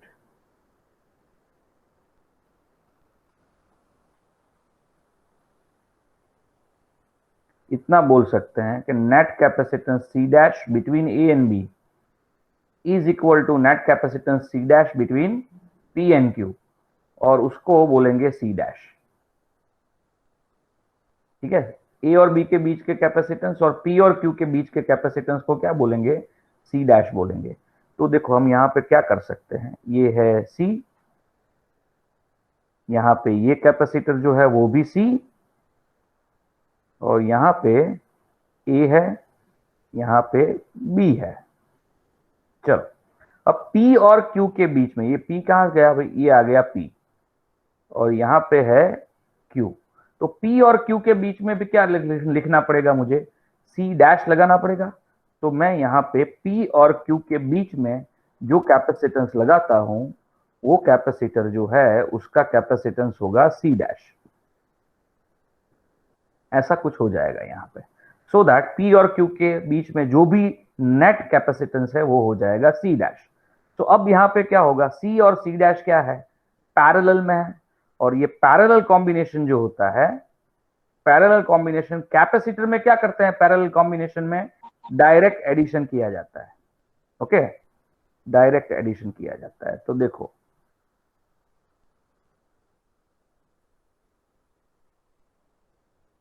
ये हो जाएगा C डैश और C का सम, यहां पे तो C है ही, ये है A और ये है B। तो मैंने ऊपर वाली अपनी इनफाइनाइट सर्किट को रिड्यूस करके मैं अपनी नीचे वाली सर्किट पे आ गया। अब क्या करेंगे, नेट कैपेसिटेंस ढूंढेंगे, एंड देयरफॉर नेट कैपेसिटेंस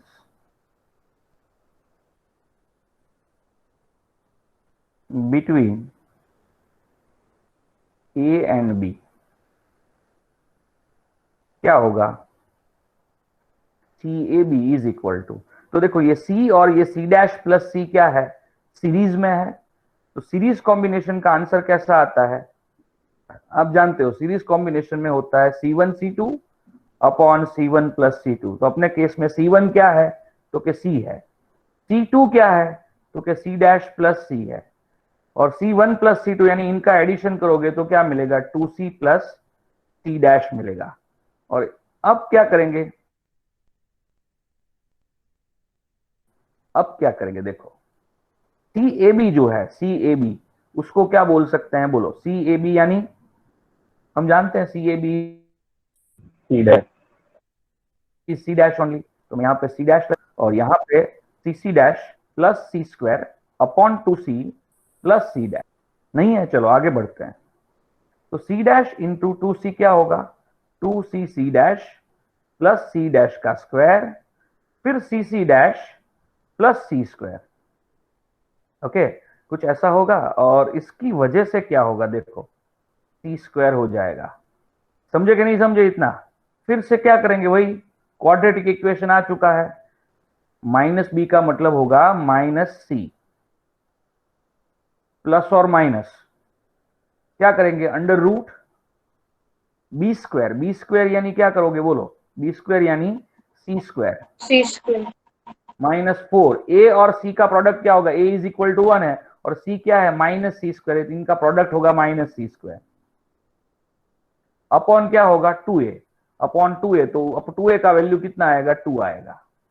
तो चलो इसके बाद क्या करने वाले हैं, देखते हैं, इसको सिंप्लीफाई करते हैं। c डैश का वैल्यू आएगा माइनस सी, प्लस और माइनस ये हो जाएगा under root 5c square divided by 2 आ जाएगा।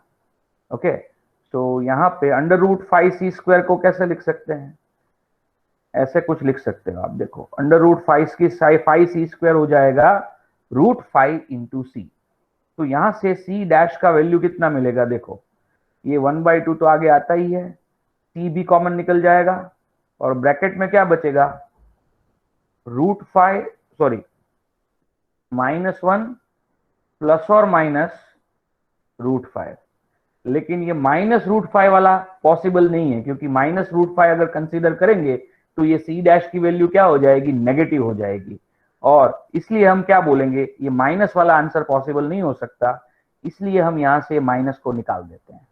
तो हमारा फाइनल रिजल्ट जो मुझे मिलना चाहिए वो मुझे यहाँ पे मिल चुका है, तो ये रिजल्ट आ गया। अंडरस्टूड एवरीवन, तो बढ़े आगे, तो फिर आगे बढ़ते हैं, और क्या, यहाँ पे जो मैं सर्किट ले रहा हूं वो कुछ ऐसा सर्किट है। अब इस सर्किट में क्या फाइंड करना है, तो कि आपको हर एक रेजिस्टेंस के थ्रू पास होने वाला करंट फाइंड करना है। ये रेजिस्टेंस की वैल्यू है 4 ओम, ठीक है, हर एक रेजिस्टेंस के थ्रू कितना करंट पास होगा वो आपको कैलकुलेट करना है। कैसे करोगे इसको, देखो ये जो सर्किट है ना, वहां पे हम अर्थिंग टेक्निक यूज कर सकते हैं। अर्थिंग टेक्निक, अर्थिंग टेक्निक क्या होता है, तो देखो अर्थिंग जो होता है ना उसको अपने हमेशा 0 वोल्ट पे कंसीडर किया जाता है। अब ये पॉइंट और ये पॉइंट डायरेक्टली कनेक्टेड है कि नहीं है, तो ये दोनों पॉइंट डायरेक्टली कनेक्टेड है, तो इस पॉइंट का भी वोल्टेज कितना होगा, 0 वोल्ट होगा। अच्छा ये 0 वोल्ट है, तो ये पॉइंट का पोटेंशियल कितना होगा, आप बता सकते हो। आप देखो ये नेगेटिव पोटेंशियल है बैटरी का, ये पॉजिटिव पोटेंशियल है, और बैटरी है कितनी, 3 वोल्ट की है, बैटरी 3 वोल्ट की है, इसका मतलब है कि ये पॉइंट और ये पॉइंट के बीच का डिफरेंस कितना है, पोटेंशियल डिफरेंस कितना है, 3 वोल्ट का डिफरेंस है। तो डेफिनेटली यहां पे क्या होना चाहिए, -3 वोल्ट होना चाहिए, समझ रहे हो। ये पॉजिटिव पोटेंशियल है, -3 पॉजिटिव पोटेंशियल है, ये नेगेटिव पोटेंशियल पे वोल्टेज क्या होता है, कम होता है ना, कितना कम होगा, तो क्या 6 जितना कम हो जाएगा, तो यहां पे आएगा -9 वोल्ट, यहां पे आएगा -9 वोल्ट। ये समझ में आया? मैंने वोल्टेज लिखे यहाँ पे सब, फिर से समझाता हूं, ध्यान से देखना। ये है 0 वोल्ट, ये पॉइंट डायरेक्टली कनेक्टेड, इसलिए यहां पे भी क्या हो जाएगा 0 वोल्ट। फिर क्या, मेरे जो कर्सर को फॉलो करना, ये जो पॉइंट है वो 0 वोल्ट है, फिर यहां से ये यहां पे 0 वोल्ट आ जाएगा। अब ये 0 वोल्ट कौन सा टर्मिनल है? पॉजिटिव टर्मिनल है।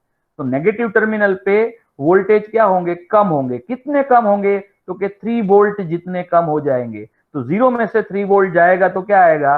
-3 वोल्ट आएगा।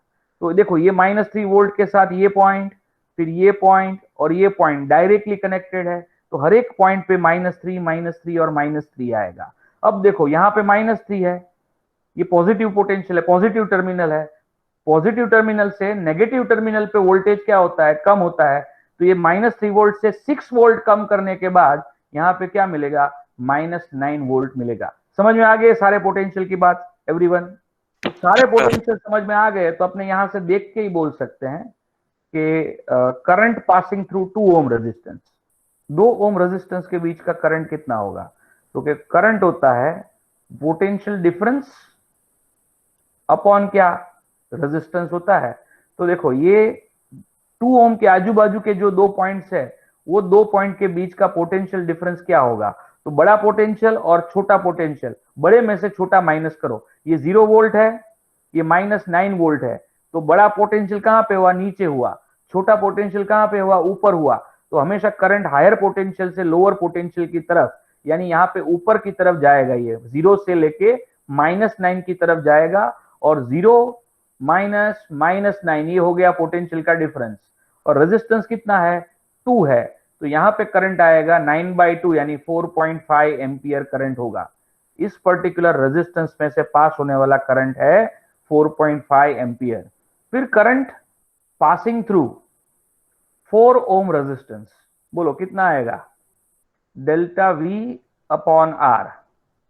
डेल्टा V करंट किस तरफ पास होगा? यहाँ पे 0 है, यहाँ पे -3, करंट हमेशा 0 से -3 की तरफ फ्लो होगा। तो 0 -3 अपॉन क्या हो जाएगा? 4। तो ये आ जाएगा 3/4।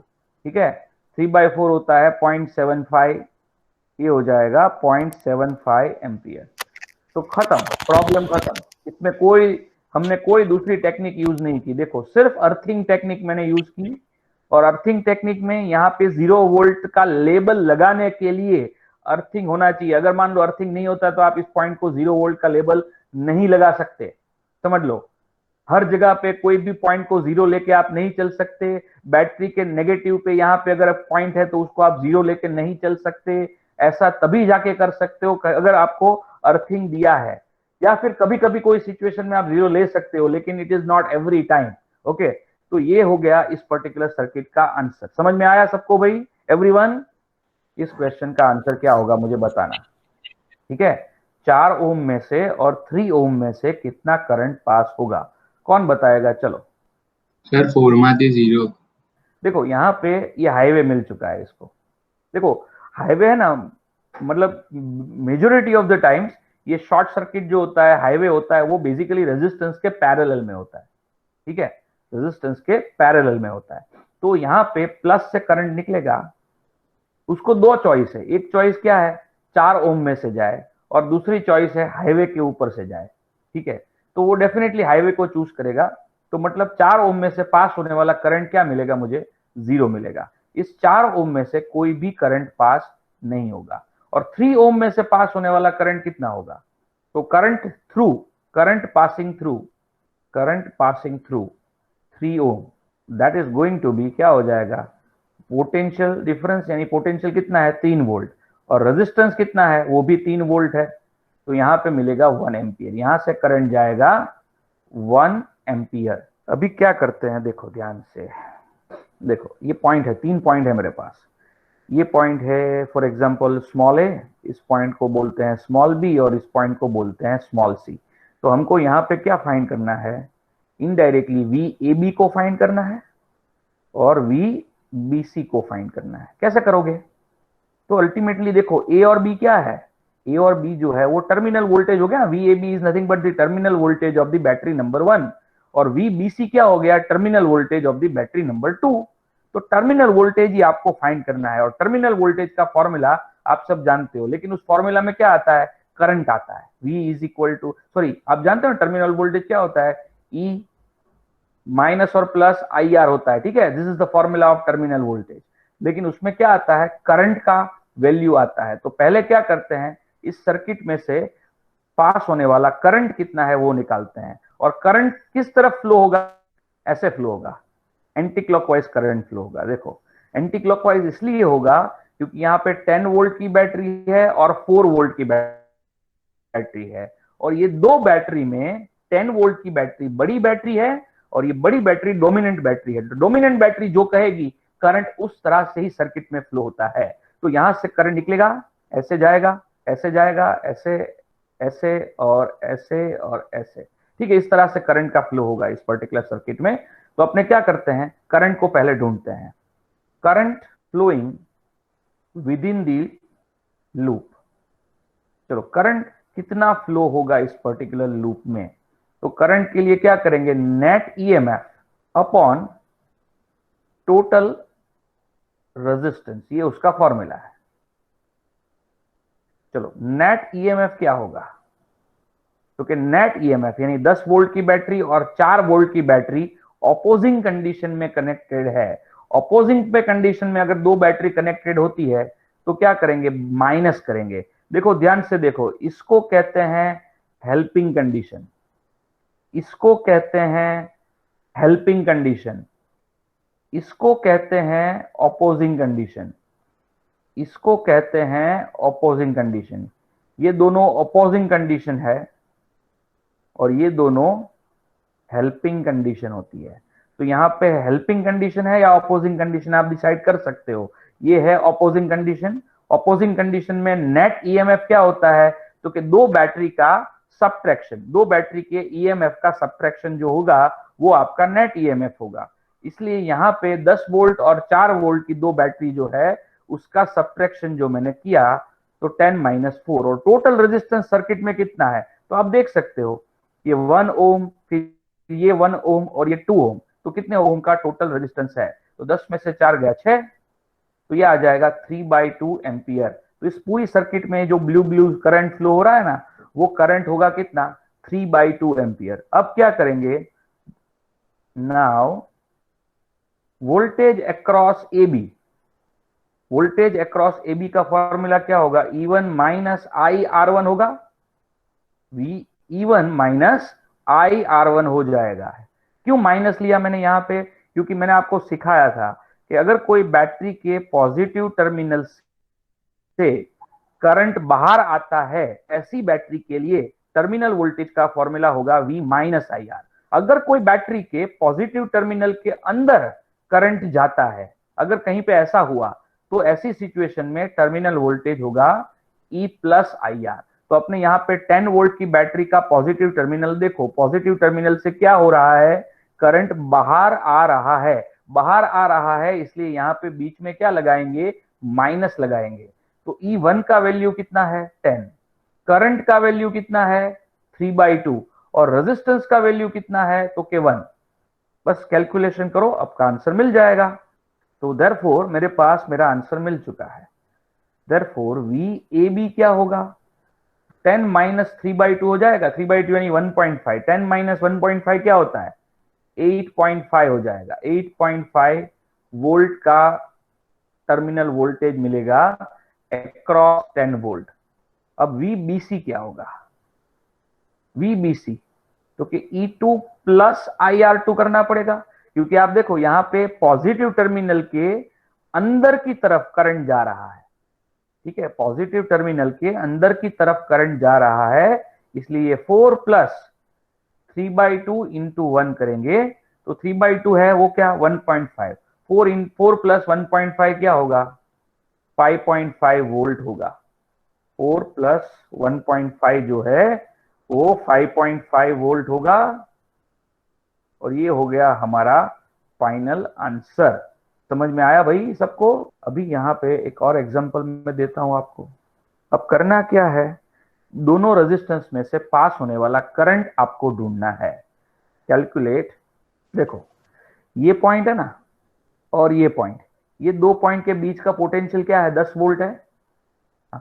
तो ये 2 पॉइंट के बीच का पोटेंशियल भी क्या होगा, 10 वोल्ट होगा, और ये 2 पॉइंट के बीच का पोटेंशियल भी क्या होगा, 10 वोल्ट होगा। तो हम यहां पे बोल सकते हैं कि here potential difference across 2 ohm and 4 ohm are what, 10 volt, and hence current through 2 ohm क्या होगा, तो कि 10/2 5 एम्पियर आएगा नीचे की तरफ, ओके। और करंट थ्रू 4 ohm क्या होगा, तो कि ये 1 ये 2 10/4 करोगे तो 2.5 एम्पियर आएगा, और वो भी क्या आएगा, ऊपर से नीचे की तरफ।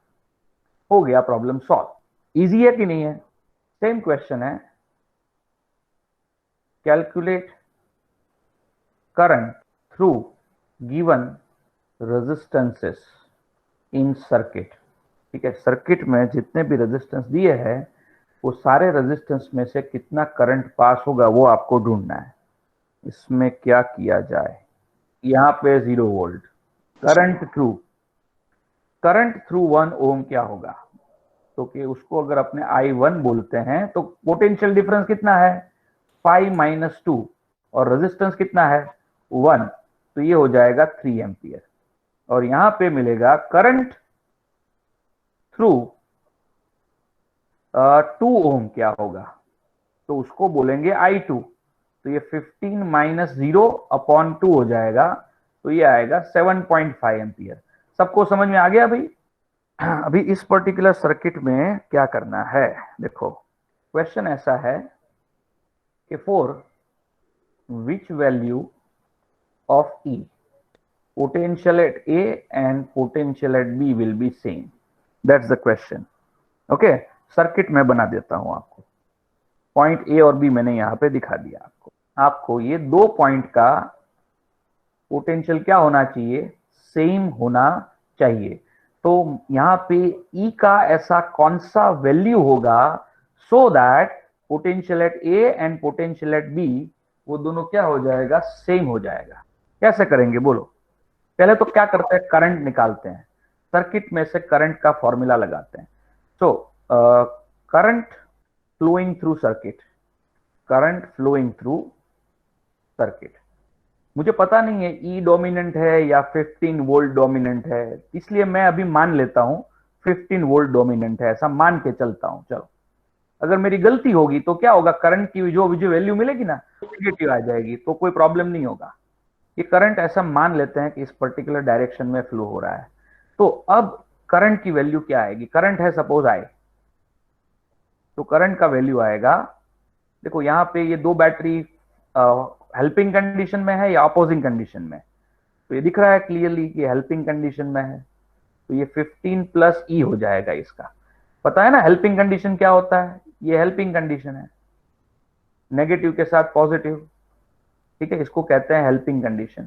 तो हेल्पिंग कंडीशन में दोनों बैटरी का नेट ईएमएफ क्या हो जाता है, ऐड हो जाता है, तो ये हो जाएगा 15 + E। अब नीचे क्या आएगा, नेट रेजिस्टेंस आएगा, तो नेट रेजिस्टेंस इस सर्किट में कितना है, 5 + 2 + 1 यानी 8 ओम है। तो मतलब इस पर्टिकुलर सर्किट में से पास होने वाला जो करंट है, that current is nothing but what, I is equal to 15 + E/8। ये हो गया मेरा इक्वेशन नंबर 1। अब ये ए और बी मान लेते हैं, ये 2 ओम है ना, इसको मान लो कि ये बैटरी जो है ना उसका इंटरनल रेजिस्टेंस है, थोड़ी देर के लिए ऐसा ही मान लो कि 2 ohm is the internal resistance of this battery having EMF E। तो अगर A और B क्या हो जाएगा, टर्मिनल वोल्टेज हो जाएगा कि नहीं हो जाएगा, हियर VAB क्या होगा, तो देखो यहां से करंट बाहर निकल रहा है, तो बेसिकली यहां से ऐसे जा रहा है, यहां से ऐसे जा रहा है कि नहीं जा रहा है, यू कैन सी दैट। तो हम क्या देख सकते हैं इस बैटरी के लिए, इस बैटरी के पॉजिटिव टर्मिनल के करंट क्या आ रहा है, बाहर आ रहा है। बैटरी के पॉजिटिव टर्मिनल से अगर करंट बाहर आ रहा है तो ऐसे सिचुएशन में टर्मिनल वोल्टेज क्या होगा, E - IR होगा।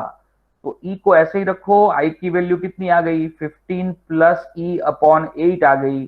R की वैल्यू कितनी है 2 है। और VAB क्या होगा, VA माइनस VB होगा कि नहीं होगा, लेकिन हमको कंडीशन में बोल दिया है कि VA और VB का वैल्यू क्या है, सेम है, तो इसको 0 ले लो। तो ये हो जाएगा E 15 प्लस E अपॉन क्या हो जाएगा 4। तो E is equal to 15 plus E upon 4 आ जाएगा। तो 4E is equal to 15 plus E आ जाएगा। और इसके ऊपर से मुझे E का वैल्यू कितना मिल जाएगा, 5 वोल्ट मिल जाएगा। E का वैल्यू 5 वोल्ट मिल जाएगा। समझ में आ गया भाई सबको। अब इस पर्टिकुलर क्वेश्चन में क्या है, हर एक रजिस्टर के थ्रू करंट कितना पास होता है वो कैलकुलेट करना है। देखो ये 2 पॉइंट के बीच का टर्मिनल जो है वो किसका, वो कितना वोल्टेज है, यहाँ पे 10 वोल्ट है ना। तो ये पॉइंट और ये पॉइंट के बीच में क्या होगा, 10 वोल्ट होगा। तो मान लो अगर ये 0 है तो ये 0, ये 0 और ये 0, ये 10 वोल्ट, तो ये 10 वोल्ट, फिर यहाँ पे ये 10 वोल्ट है तो ये भी क्या होगा, 10 वोल्ट होगा। इसकी वजह से अपने देख सकते हैं कि ये कैपिटल R1 जो है ना, R1 जो है उसके अक्रॉस दोनों पॉइंट ऐसे पॉइंट्स है जिसका पोटेंशियल क्या है, सेम है। तो हम बोल सकते हैं कि as potential across, potential difference, sorry potential तो नहीं बोल सकते, potential difference across R1 is 0. Okay, current through it is 0 ampere. Also, potential difference across R2 and R3 are what, 10 volt, and therefore current through them क्या होगा, इसके across जो current मिलेगा वो, क्योंकि 10 वोल्ट अपॉन 10 ओम मतलब 1 एम्पियर। समझ में आया भाई सबको इजीली। नेक्स्ट क्वेश्चन में कुछ ऐसा है, देखो यहां पे आपको क्या करना है, फाइंड नेट रेजिस्टेंस। ए और बी आपको पॉइंट दिए हुए और उसके अक्रॉस आपको क्या फाइंड करना है, रेजिस्टेंस फाइंड करना है। पॉइंट ए यहां पे है, पॉइंट बी यहां पे है। तो मुझे इस सर्किट के लिए क्या करना है, नेट रेजिस्टेंस निकालना है between point A and B. और ये सारे रेजिस्टेंस जो है उसका वैल्यू कितना है, आर है। चलो क्या किया जाए इस पर्टिकुलर क्वेश्चन में। तो देखो यहां पे मैं बताता हूं, यहां पे पहले तो क्या करना पड़ेगा, ए और बी के बीच में एक्चुअली क्या होता है, एक बैटरी होता है, आप जब जानते हो। ए और बी का मतलब ही यही होता है कि we have to connect a battery across it. तो मैंने बैटरी कनेक्ट कर दिया और बैटरी मान लो कनेक्ट किया है ई, तो यहां से करंट निकलेगा and then current will distribute. अभी देखो यहां पे पूरा सर्किट सिमेट्रिक है, ए से आप बी की तरफ देखो या बी से ए की तरफ देखो, कंप्लीट सिमेट्री दिखेगी। जैसा ए से बी की तरफ नजारा दिखेगा आपको, वैसा ही नजारा आपको बी से ए की तरफ दिखेगा। इसलिए ये सर्किट में कंप्लीट सिमेट्री है। तो क्या होगा, अगर जो करंट जो भी आएगा ना यहाँ पे, उस करंट के 3 टुकड़े हो जाएंगे, एक इस तरफ जाएगा, एक इस तरफ जाएगा और एक इस तरफ जाएगा। फिर मान लो ये करंट जो मैं यहाँ पे डार्क कर रहा हूं, ठीक है, ये करंट जो है, ये करंट भी आगे जाएगा, मेरे कर्सर को फॉलो करना, आगे जाएगा और वो इस पर्टिकुलर पॉइंट से उसके क्या होंगे, 2 टुकड़े होंगे, एक टुकड़ा इस तरफ जाएगा और एक टुकड़ा नीचे की तरफ जाएगा। हाँ या ना? Yes, sir. तो देखो ये भी 2 इक्वल टुकड़े होंगे। क्यों इक्वल होंगे, क्योंकि इस पर्टिकुलर पॉइंट से लेफ्ट साइड देखो, इस तरफ आर रेजिस्टेंस है और इस पर्टिकुलर पॉइंट से इस तरफ भी क्या है, आर जितना रेजिस्टेंस है। तो मतलब पहले 3 टुकड़े हुए, उसके बाद कितने टुकड़े हुए, 2 टुकड़े हुए। तो टोटल 3 2 6 एम्पियर का 6 आई जितना करंट क्या करता हूं मैं यहाँ पे, ये आई नहीं लेता हूं, यहाँ पे कितना करंट ले लेता हूं मैं, 6 आई जितना करंट ले लेता हूं। तो क्या होगा, करंट का डिस्ट्रीब्यूशन करने में मुझे क्या होगा, आसानी होगा। ये प्लस, ये माइनस, ये ई बैटरी, मैंने 6 आई जितना करंट यहां से लिया।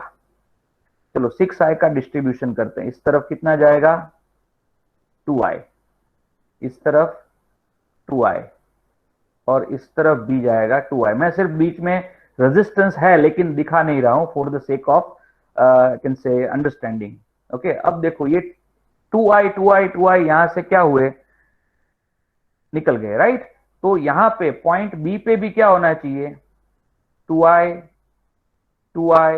और 2i क्या आने चाहिए, मिलने चाहिए, राइट। कंजर्वेशन ऑफ चार्ज ये कहता है कि पॉइंट ए से अगर इतने करंट डिस्ट्रीब्यूट होते हैं तो पॉइंट बी पे वो सारे करंट क्या होने चाहिए, वापस आ जाने चाहिए। चलो अभी 2i, यहां पे जो 2i है उसको क्या करते हैं, दो टुकड़ों में डिवाइड करते हैं, यहां पे i और यहां पे भी i।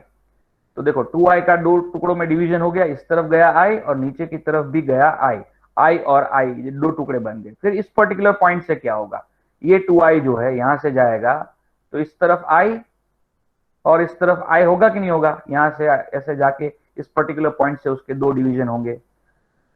तीसरे का भी क्या होगा, ये नीचे वाला, इसका भी क्या होगा, इस पर्टिकुलर पॉइंट से दो डिवीजन होंगे, एक होगा i और दूसरा होगा i। ओके, i और i। अब देखो चेक करना है, ये देखो ये i ऊपर से आ रहा है, वो ये ऊपर से जो i आया ये i और ये i यहां पे मिल गए दोनों, और मिलके इस पर्टिकुलर i ने क्या बना दिया, 2i बना दिया। देखा, समझ में आया कि नहीं आया। फिर ये i ने Yes, sir.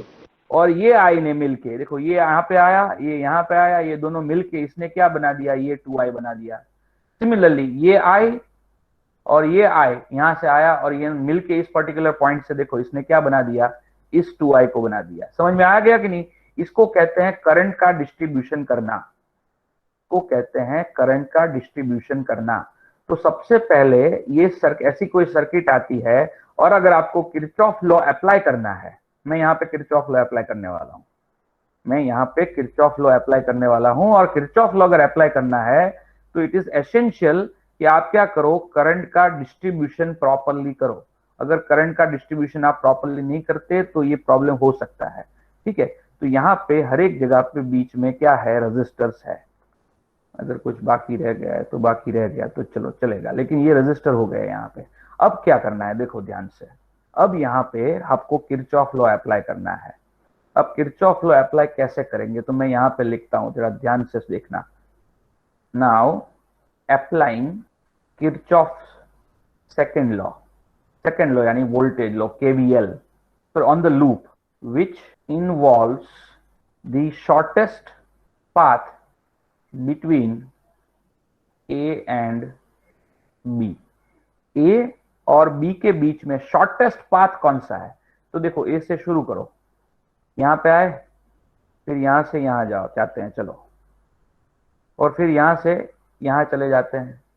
You can see that ये पाथ, फिर ये पाथ है कि नहीं, दूसरा पाथ सेकंड वाला, और ये तीसरा वाला, ये दिख रहा है, मैंने रेड पेन से इसको हाईलाइट कर दिया है। Yes, तो sir. ये शॉर्टेस्ट पाथ है, ए से बी के बीच में शॉर्टेस्ट पाथ मैंने लिया। अब आप सोचोगे शॉर्टेस्ट पाथ क्यों लिया सर, ऐसा कैसे कर सकते हो आप, ठीक है, मैं बताऊंगा, शांति रखो, वो क्वेश्चन अभी मत पूछना। अभी सिर्फ ये देखो कि ए से लेके बी तक का शॉर्टेस्ट पाथ ये है। कोई बोलेगा सर ए से बी यहाँ पे जाओ, फिर इस तरफ जाओ, फिर इस तरफ से आप इस तरफ आओ, तो भी शॉर्टेस्ट पाथ ही हुआ ना। तो हाँ, शॉर्टेस्ट पाथ ही हो, जरूरी नहीं है कि शॉर्टेस्ट पाथ एक ही मिले, 2-3 शॉर्टेस्ट पाथ हो सकते हैं, लेकिन मैं चलो अभी इस पर्टिकुलर शॉर्टेस्ट पाथ पे मेरा फोकस करता हूं, ठीक है। इस पर्टिकुलर शॉर्टेस्ट पाथ पे मेरा फोकस है अभी। चलो मैं कहां से जाऊंगा, ए से बी जाऊं, इस तरफ जाऊंगा, फिर ऊपर से ऐसे नीचे आऊंगा, फिर इस तरफ से इस तरफ जाऊंगा, and this is going to be my shortest path. चलो अब क्या करते हैं, ए से बी तक ऐसे जाते हैं, फिर बी से कहां जाना पड़ेगा, इस बैटरी के थ्रू पास होना पड़ेगा, और इस बैटरी के थ्रू पास होके वापस कहां पे जाएंगे, तो कि ए तक जाएंगे। तो समझ में आ गया लूप कौन सा है, किरचॉफ लॉ कहां पे लगाया जाता है, लूप में लगाया जाता है। तो देखो मैंने लूप चूज कर लिया, ए से शुरू होके वापस ए पे आना है, लेकिन ऐसा लूप चूज करना है जो लूप क्या हो, शॉर्टेस्ट पाथ को इन्वॉल्व करता हो। तो चलो इस लूप पे किरचॉफ लॉ लगा के देखते हैं क्या होता है। शुरुआत करेंगे इस पॉइंट ए से, पॉइंट ए पे अपने है, पॉइंट ए से मान लो इस पॉइंट तक जाते हो जो मैंने डॉट किया, उस पर्टिकुलर पाथ पे, उस पर्टिकुलर पाथ पे करंट और रेजिस्टेंस का प्रोडक्ट कितना है 2i इंटू आर। करंट की डायरेक्शन में जा रहे हैं इसलिए माइनस, फिर क्या करेंगे ये डॉट से लेके ये डॉट तक दूसरा पाथ है, तो वहां पे करंट और रेजिस्टेंस का प्रोडक्ट कितना है तो कि i इंटू आर है, और करंट की डायरेक्शन में जा रहे हैं, करंट की डायरेक्शन में जाएंगे तो माइनस। फिर ये डॉट से लेके बी तक, ये डॉट से लेके बी तक जो पाथ है वहां पे करंट और रेजिस्टेंस का प्रोडक्ट कितना होगा 2IR। करंट की डायरेक्शन में जा रहे हैं इसलिए क्या होगा माइनस। फिर बी से लेके बैटरी तक आओ, बी से लेके बैटरी तक आओ, बैटरी जैसे ही क्रॉस करोगे तो बैटरी में क्या है माइनस से प्लस जा रहे हो, माइनस से प्लस जा रहे हो, इसलिए प्लस। कितना प्लस करना पड़ेगा तो कि बैटरी की वैल्यू के जितना, बैटरी की वैल्यू के जितना। फिर क्या करेंगे ए तक जाएंगे, ए तक कुछ है ही नहीं तो वापस आ गए ए पे, तो इज इक्वल टू VA। ये समझ में आया भाई? VA और VA को कैंसिल करेंगे, और VA को कैंसिल करने के बाद मुझे क्या मिलेगा देखते हैं, -6IR plus E is equal to 0 हो जाएगा। इसलिए E का वैल्यू कितना आएगा 6IR आएगा। अब ये E क्या होता है, यहां पे ये है A, ये है B, ठीक है, और इसके बीच में पूरी सर्किट है, और हमने देखा कि इस पूरी सर्किट का नेट रेजिस्टेंस हमको फाइंड करना है। तो नेट रेजिस्टेंस को मैं मान लेता हूं आर नेट, तो मुझे क्या फाइंड करना है आर नेट फाइंड करना है।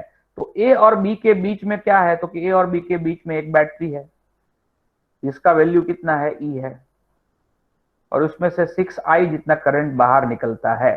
तो इस बैटरी के ऊपर से आप क्या बोल सकते हो बताओ, E is equal to I into R. तो I की जगह पे क्या लोगे आप 6i लोगे, और R की जगह पे क्या लोगे आप R नेट लोगे।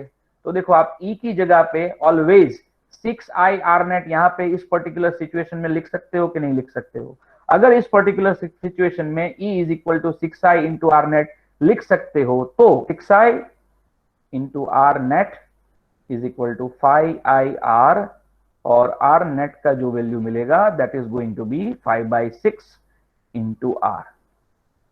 ठीक है, अब आप सोचोगे सर ये तो सब कुछ समझ में आ गया, लेकिन शॉर्टेस्ट पाथ ही क्यों और कोई पाथ क्यों नहीं, तो कि ये चीज हम डिस्कस करेंगे कल, आज डिस्कस नहीं करेंगे।